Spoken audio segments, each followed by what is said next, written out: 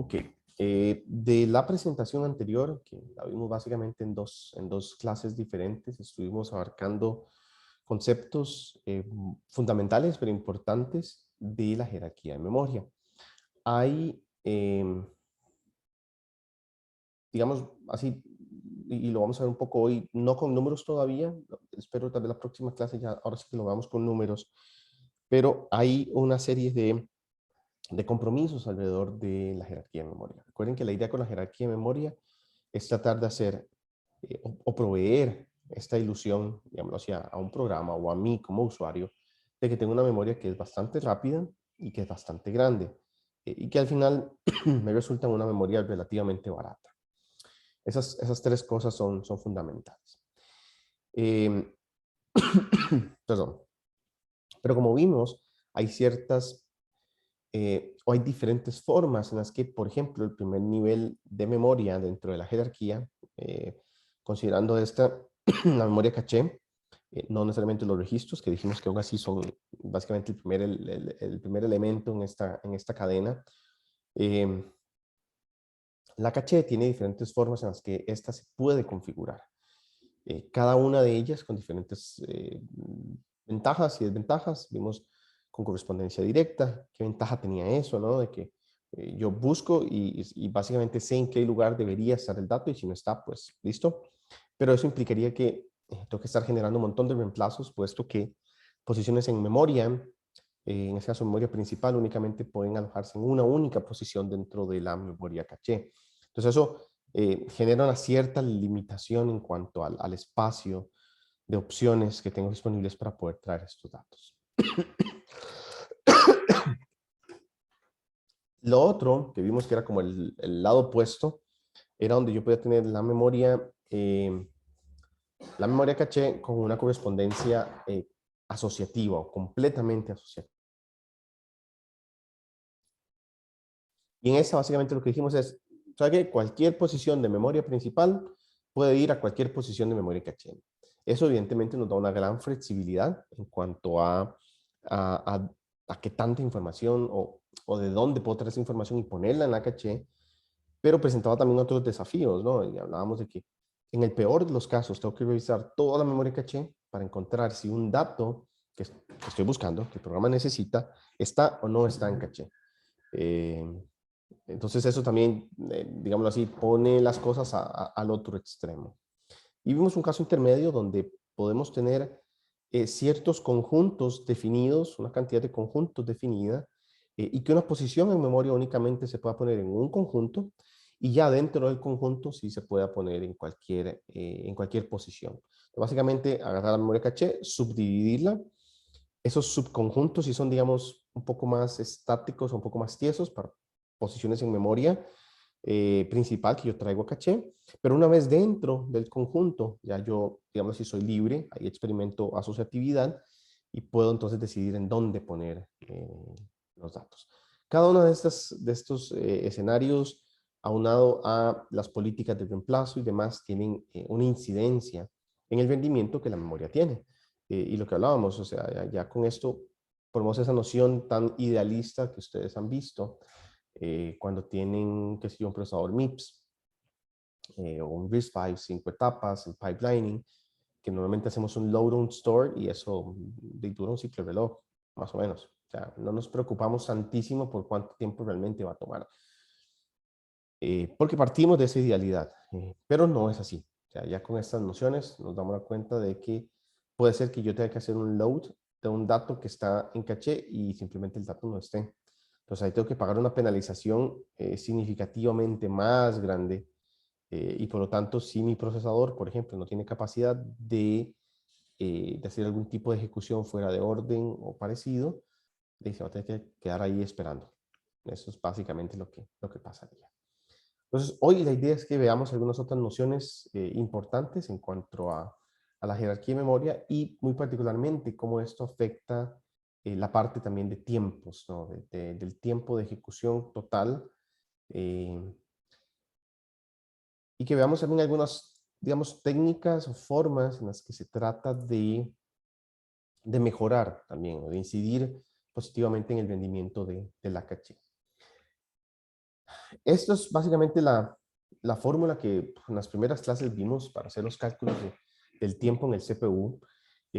Sin considerar la memoria, lo que vimos era que lo que yo necesitaba para determinar cuánto estaba tomando mi procesador en ejecutar un programa es conocer el periodo de la frecuencia del reloj o del reloj asociada a la operación y cuántos ciclos está tomando mi CPU. Recuerden que ese término de CPU lo usamos, aunque es un poco arcaico en ese sentido, puesto que ya hoy en día no tenemos sistemas, pues sí tenemos, pero ya no es lo usual, por lo menos en alto rendimiento, tener un sistema con un solo core de procesamiento. Pero indistintamente siempre lo que nos ha importado es tener los ciclos de ejecución y el periodo de la señal de reloj. Con eso ya yo calculo el tiempo. Pero, bueno, y eso es lo que tenemos por acá, ¿no?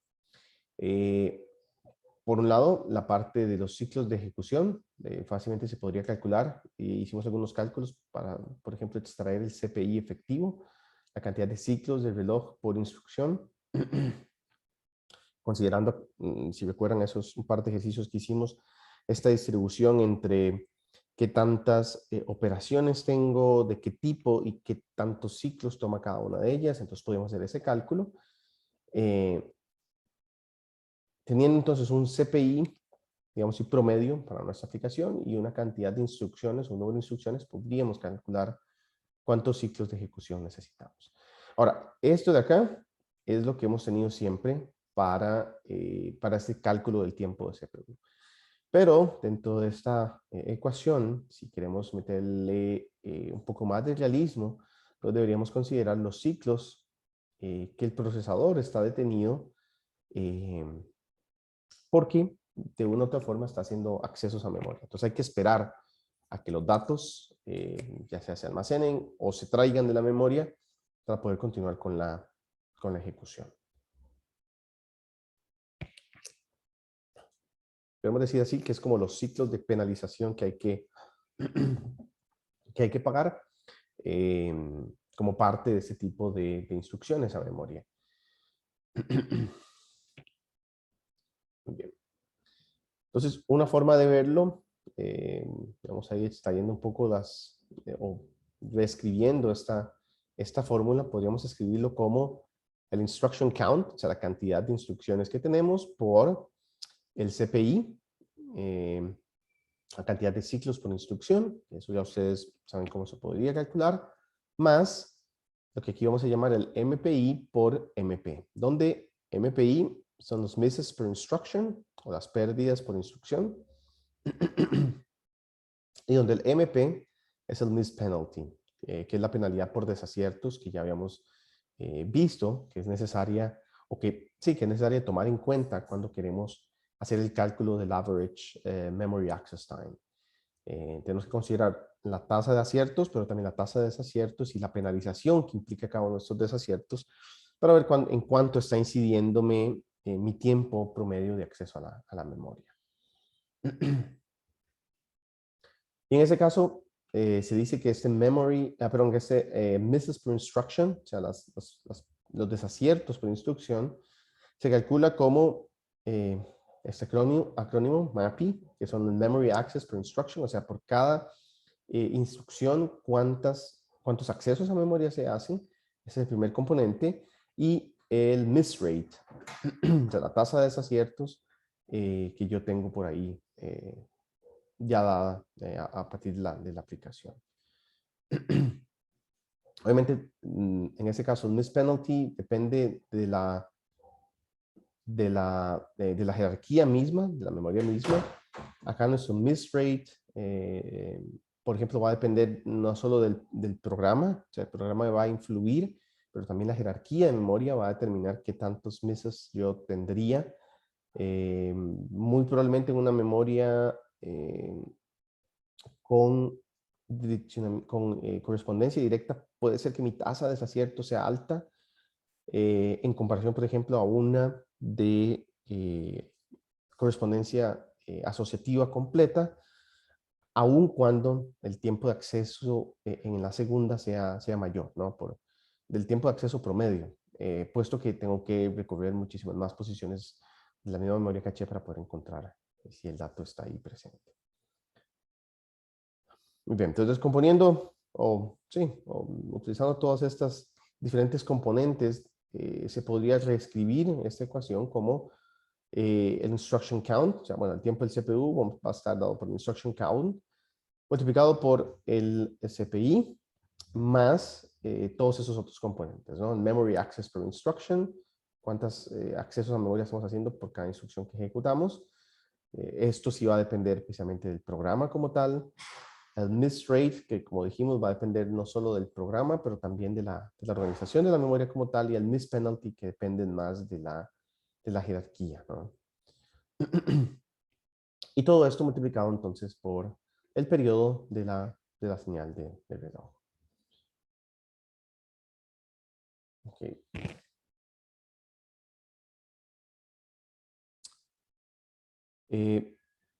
Esto, y bueno, vamos a venir a este punto de stalls más adelante cuando tratemos de hacer otra vez o cuando hagamos un repaso, ¿no? de la parte de pipelining y toda la historia, que recuerden, les sugerí material para hacer este repaso, y será un repaso realmente de una, máximo 2 clases. Es importante también considerar que hay algunas otras instrucciones donde, por ejemplo, se presentan dependencias de datos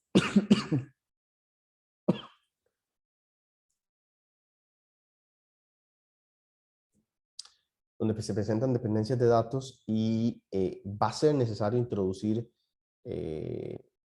o en este caso detener, digamos, la ejecución del pipeline hasta que podamos obtener los resultados para los que hay esta dependencia. Entonces, si se considera esa detención del pipeline causada por los diferentes riesgos, ahorita estaba mencionando más un riesgo de datos, eh, vean que entonces la ecuación para hacer el cálculo tiene que considerar un nuevo factor que se suma acá, que es el de stalls per instruction, que sería igual un tipo promedio, digamos, una vez que corremos nuestra aplicación, que nos permite determinar, ¿no?, qué tanta cantidad de stalls por instrucciones estamos necesitando utilizar.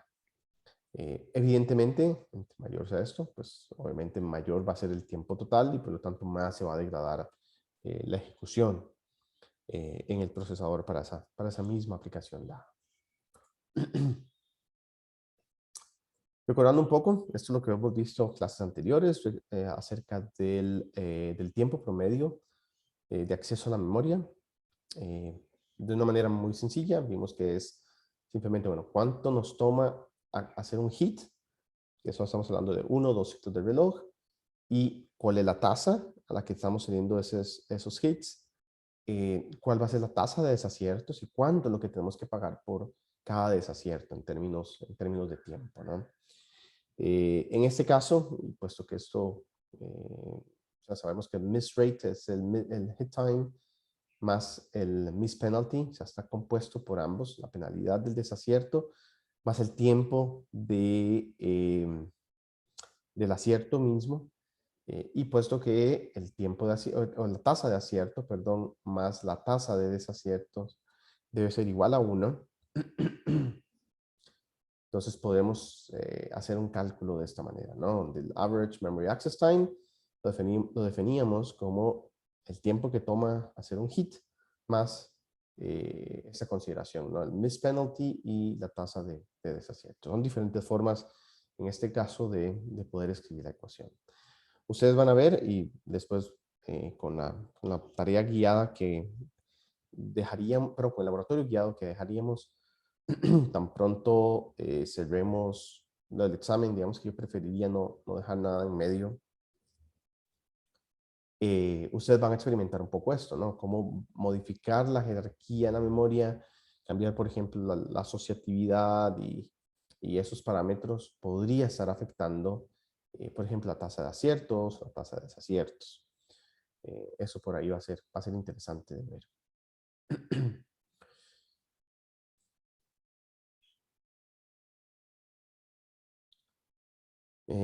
Y bueno, escrito de una manera de resumen, lo tenemos así, ¿no? El average memory access time va a ser el hit time más el miss rate por el miss penalty. Aquí la pregunta entonces es, bueno, yo tengo esto, y esto me define cuánto es mi tiempo de acceso a la memoria. Ya considerando algo un poco más real, ¿no? Donde en algunos casos voy a tomar más tiempo que en otros, pero eso es un promedio. Muy probablemente en algunas instrucciones van a ser muy rápido, puesto que la tasa de aciertos va a ser nada despreciable, o sea, va a ser alta. Y por lo tanto los datos los voy a poder ir y traer rápidamente. En algunos otros casos los datos no estarán, será necesario actualizar la memoria caché y ahí donde esta parte entra en juego y habrá que pagar la penalización correspondiente. En todo caso, aquí la pregunta es, bueno, ¿cómo yo puedo mejorar el rendimiento de la memoria caché? Pues obviamente la caché es una, por así decirlo. La forma en la que hacemos este mapeo, este direccionamiento, la que puede cambiar, claro está. Eh, Eso por ahí tiene incidencia, evidentemente, en estos números. Pero vamos a ver algunos otros aspectos eh, que inclusive van desde la perspectiva física misma, que nos pueden servir para reducir el tiempo de acierto. Siempre vamos a querer tratar de reducir el tiempo de acierto. Siempre vamos a querer tratar de reducir la tasa de desaciertos. No puede pensar, bueno, con una caché suficientemente grande lo podría lograr.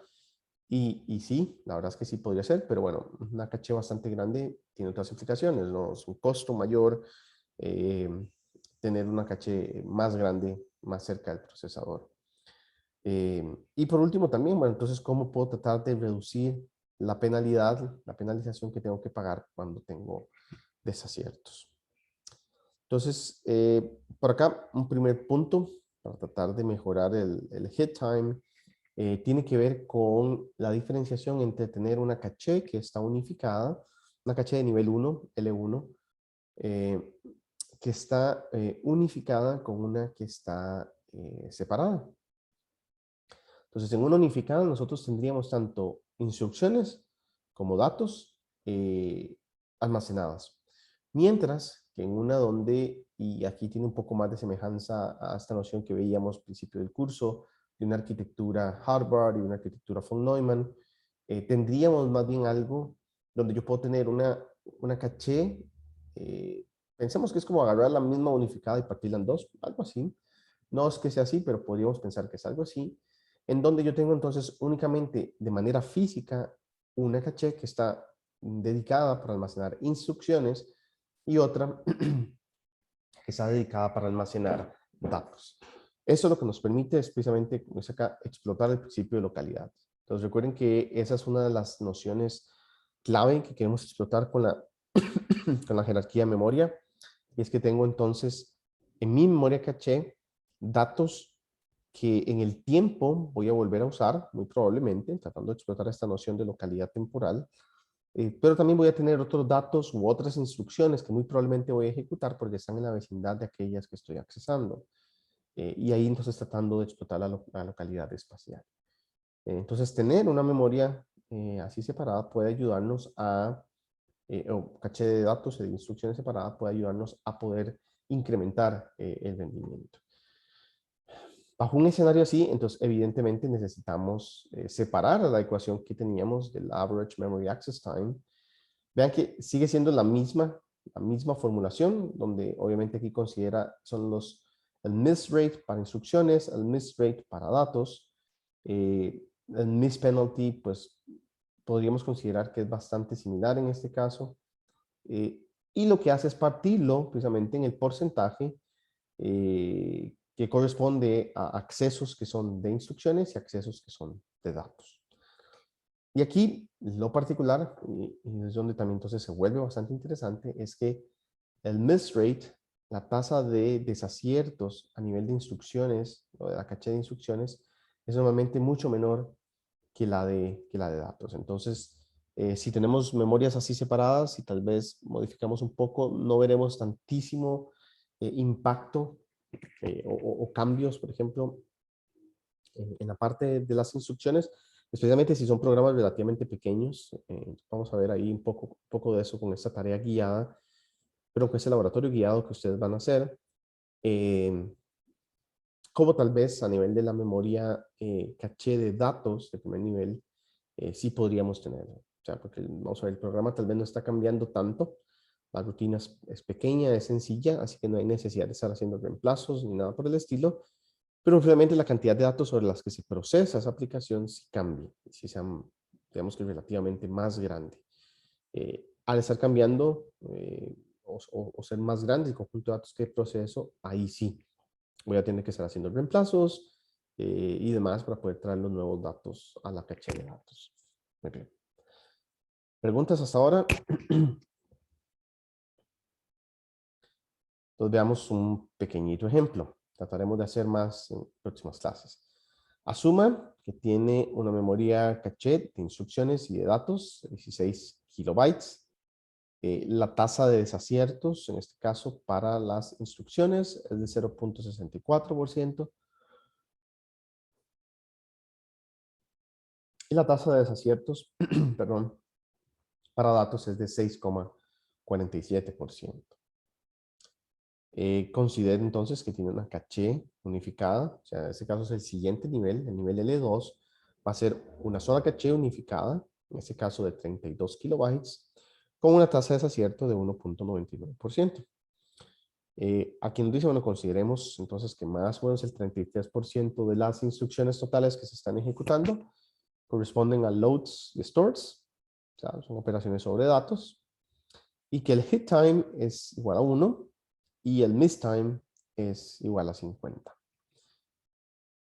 Entonces, aquí lo primero es que se debe calcular el porcentaje o el número, en este caso, de accesos totales a memoria y de esos, cuáles accesos corresponden a memoria de instrucciones y cuáles corresponden a memoria de datos. ¿Ok?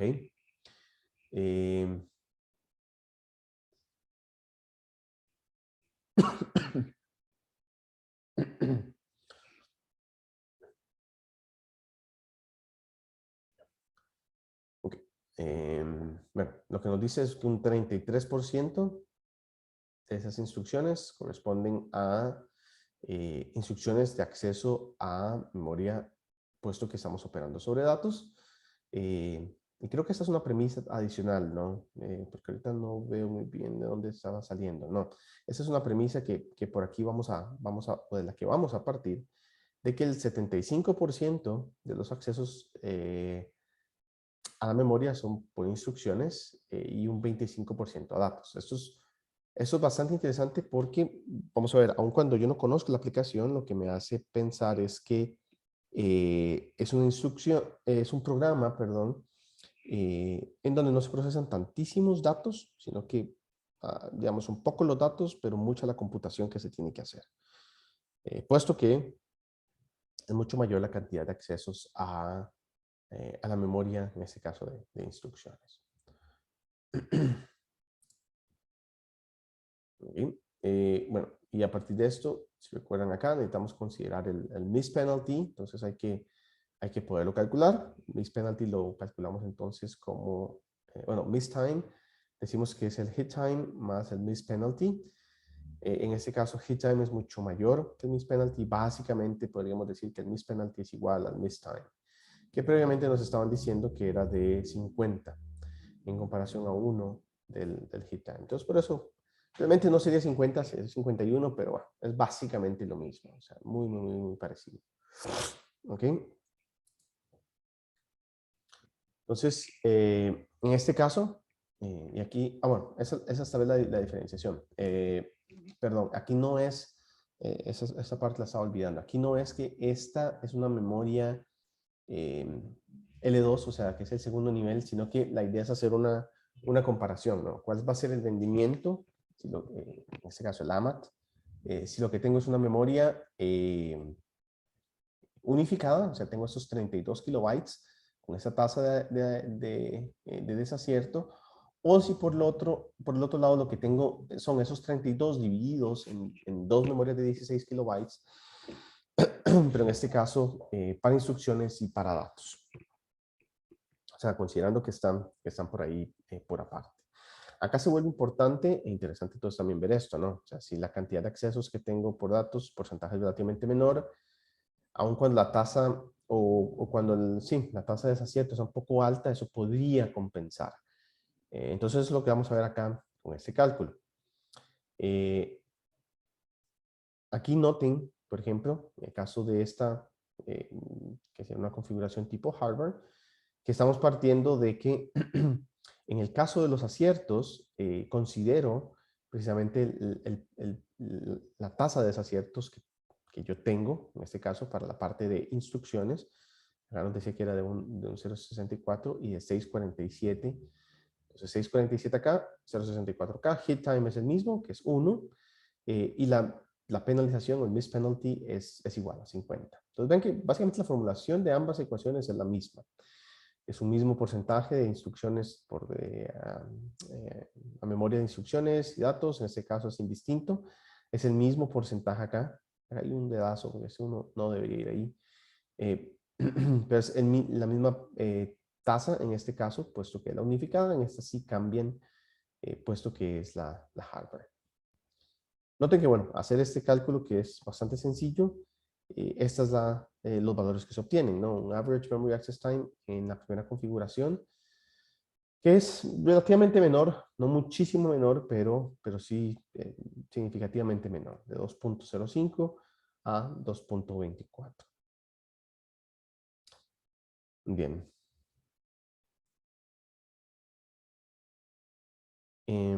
Luego, otra de las, y esto, vamos a ver, esta noción o esta idea bueno, si yo divido, vean que tal vez yo no estoy mejorando muchísimo eh, como tal los tiempos, siguen siendo muy parecidos, pero vamos a ver, dependiendo de la aplicación, y eso es lo que se vuelve interesante, yo sí puedo jugar con eso, ¿no? De que si mi miss rate, por ejemplo, a nivel de instrucciones es tan bajo, aun cuando la parte de datos si no es tan significativa en cuanto al porcentaje de instrucciones, yo todavía podría jugar con eso.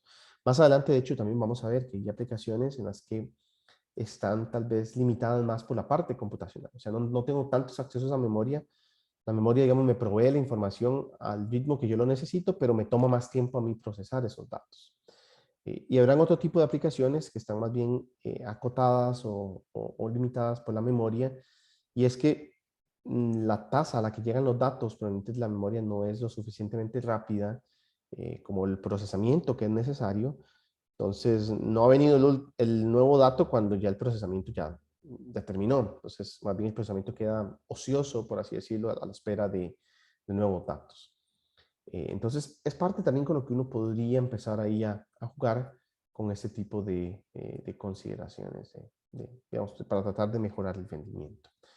Lo otro que veíamos era cómo tratar de reducir la penalización por desacierto, el miss penalty.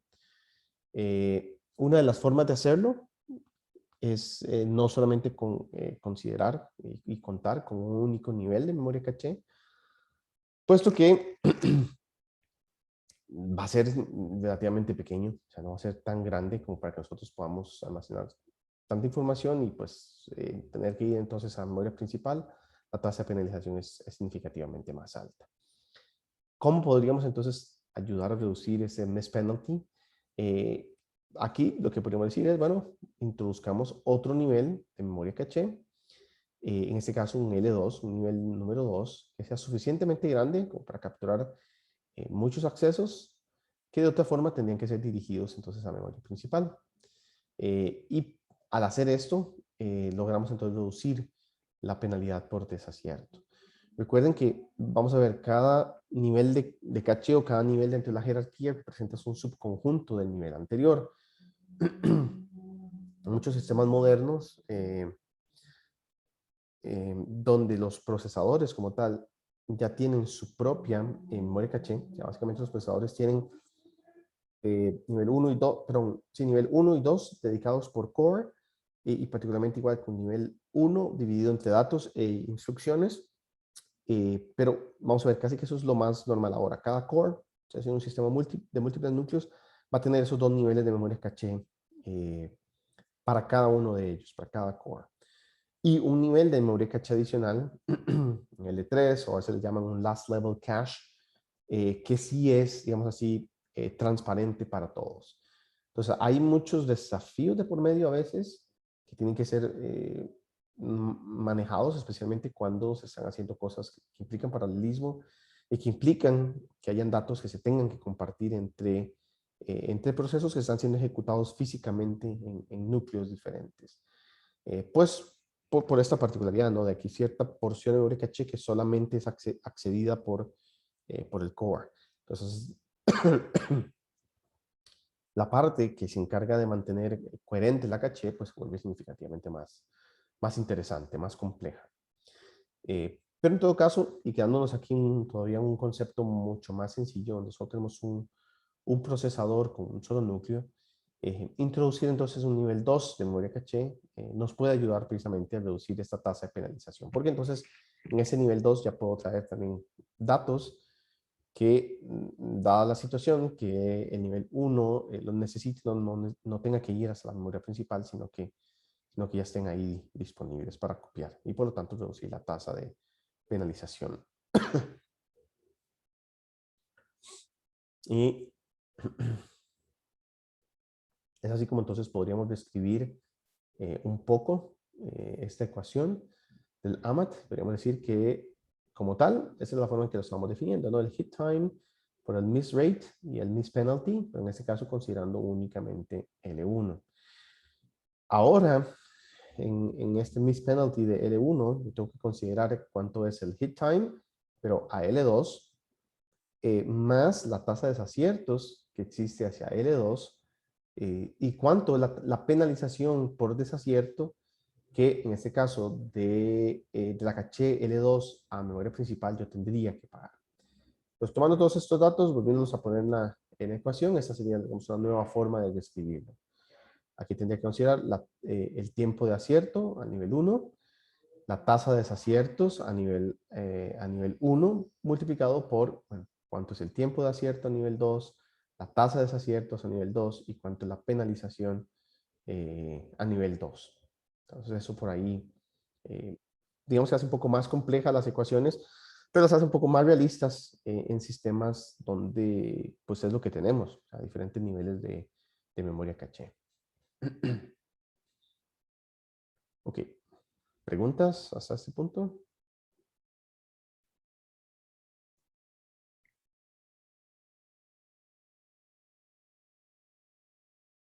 Ok. Otro aspecto por ahí que es importante tener en cuenta es que cuando hablamos de tasas de desacierto, podríamos hablar de desaciertos locales y desaciertos globales. En el caso de los desaciertos locales, que es el miss rate tradicional que hemos estado viendo, son desaciertos en la caché divididos entre el número total de accesos, ¿no? Que estamos haciendo en la caché.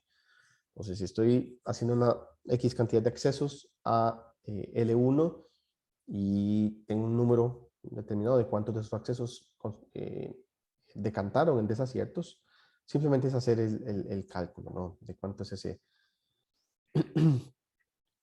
de cuánto es esa fracción, ¿no? De los accesos que correspondieron en desaciertos.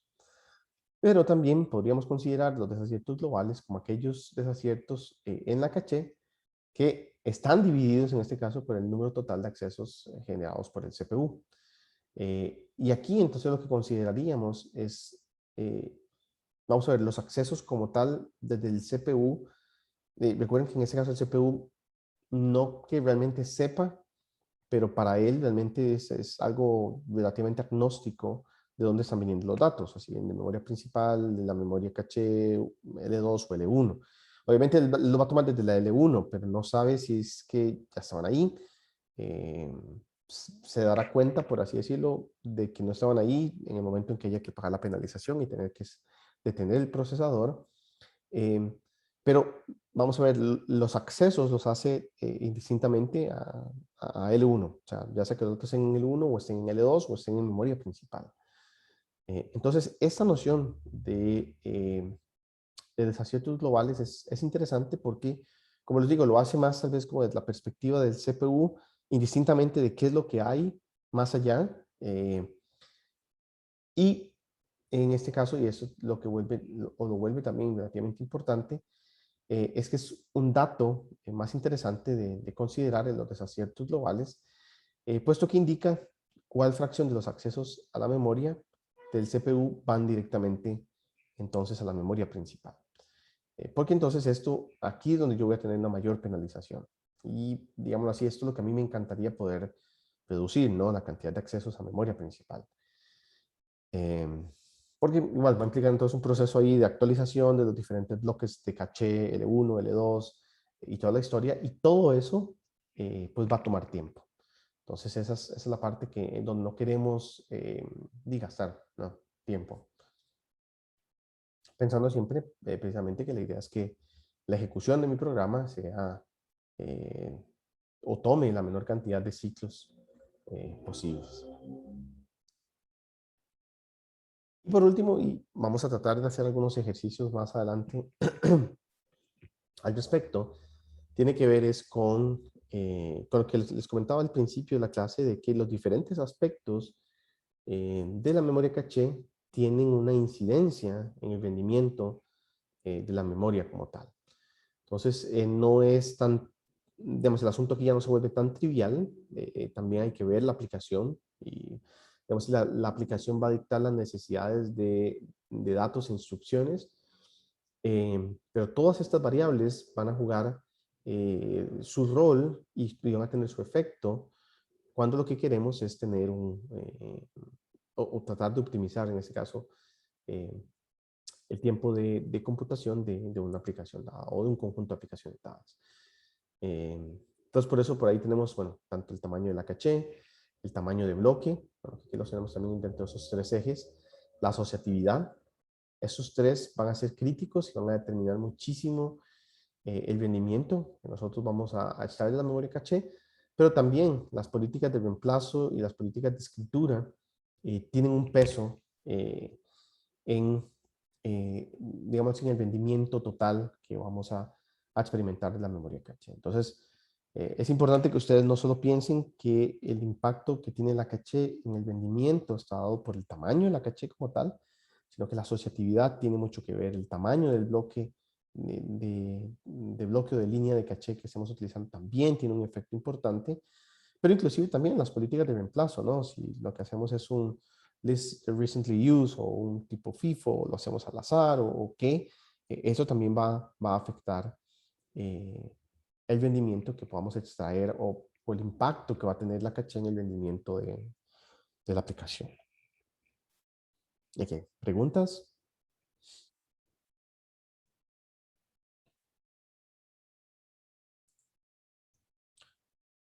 Como les decía, esto es una presentación realmente corta, la presentación que tenía para hoy. No quería no dar la clase, a pesar de que todavía no estoy al 100%, he estado ahí trabajando de a poquitos. Les recuerdo, esos son los capítulos recomendados. Capítulo 5, muy particularmente, y el capítulo de Patterson y Genesis, y el capítulo 8 de Harrison Harris, y algunos de los aspectos por ahí del capítulo 2 del Computer Architecture trataremos de tocarlos en próximas clases. Pero sin duda, la primera mitad de ese capítulo 8 de Harrison Harris está bastante bien. Y el capítulo 5, pues también, de Patterson y Genesis, Computer Organizational Design. Muy bien, ¿preguntas de parte de ustedes? Profe, yo tengo una duda. Adelante, ¿Estas Carlos. presentaciones de jerarquía de memoria están en su página? La anterior está, la 6 está, si bien recuerdo, en todos los sitios, o sea, Tech Digital y en mi página. Esta todavía no, entonces apenas terminamos la clase y se procesa el video, yo subo video y subo la presentación. Ok, lo vi. Muy bien. ¿Alguna otra pregunta?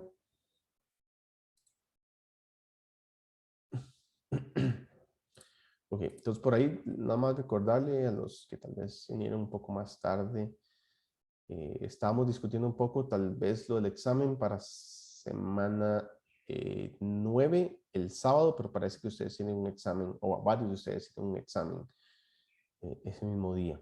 Entonces la otra opción para que por lo menos ahí la contemplen sería hacerlo al siguiente lunes, el lunes 27 de septiembre por la tarde. Y es un examen obviamente virtual, o sea, lo hacemos utilizando Tech Digital, utilizando el GAP. Y pues sí, vamos a ver. La idea es abarcar hasta esto de jerarquía de memoria. Va a ser un examen relativamente teórico-práctico, o sea, hay muchas preguntas de teoría, pero también van a haber preguntas prácticas relacionadas con los ejercicios que hemos hecho aquí en clase, con los ejercicios que yo les he recomendado de los capítulos del libro. Muy bien,